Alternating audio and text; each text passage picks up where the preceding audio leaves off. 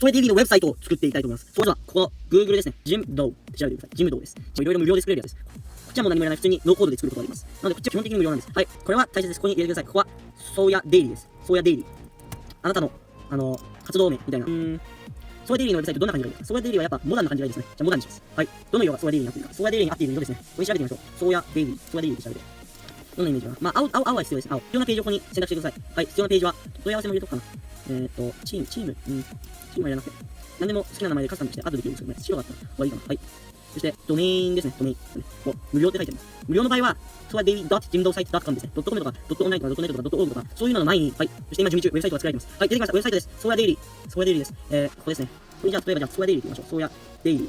僕は YouTube と TikTok の動画を作りますっていう風に書きました。詳しく見る。どんな内容のホームページです2020。OK、いいですね。いいですね。TikTok のフォロワーですね。TikTok は、